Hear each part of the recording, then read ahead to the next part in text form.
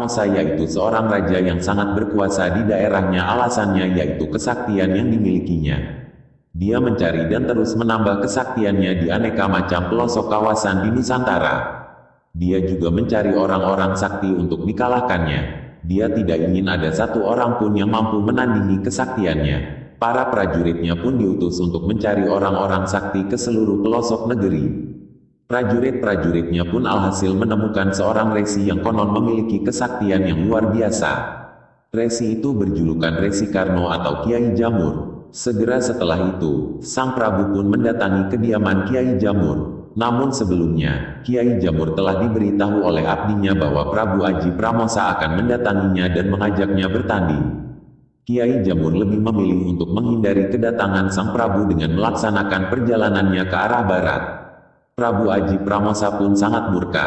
Dia dan prajuritnya memutuskan untuk mengejar Kiai Jamur hingga ketemu dan berniat akan membunuhnya. Sebagai jawaban alasannya yaitu Kiai Jamur dianggap telah menentang titah Paduka.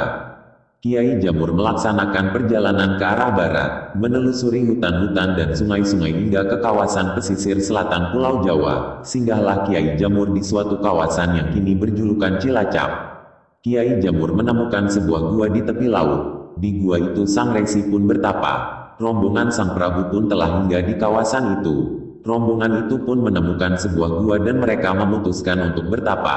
Di dalam gua itu mereka menemukan Sang Resi sedang bertapa. Tanpa pikir panjang rombongan Sang Prabu menghampiri Sang Resi dan pribadi membunuhnya.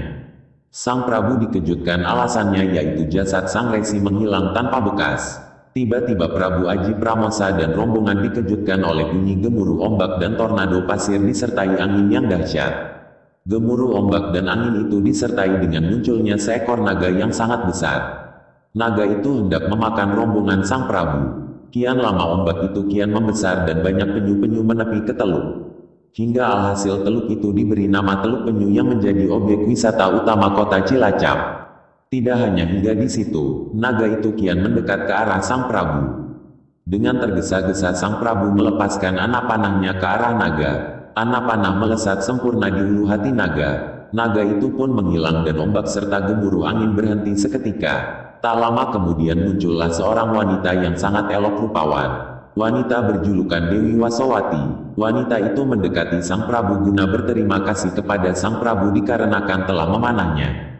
Itu artinya Sang Prabu telah membantunya untuk mampu kembali ke wujud aslinya yaitu dari seekor naga yang angker menjadi insan seutuhnya.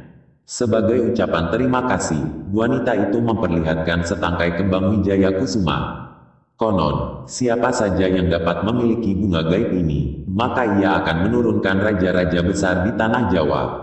Maka, kawasan itu dinamakan Nusa Kembangan atau biasa disebut Nusa Kambangan yang artinya pulau yang banyak ditumbuhi bunga. Setelah mendapatkan bunga itu, Sang Prabu pulang dengan menaiki perahu. Namun Sang Prabu merasa sangat kecewa alasannya yaitu bunga itu jatuh di laut. Setelah hingga di kerajaan, Sang Prabu mendapat gosip bahwa di Pulau Karangrat Nusa Kambangan tumbuh bunga yang aneh dan ajaib. Ternyata bunga Wijaya Kusuma yang ia jatuhkan terdampar dan tumbuh di atas Pulau Karang itu. Sampai ketika ini eksistensi bunga Wijaya Kusuma masih dilestarikan di Pulau Nusa Kambangan.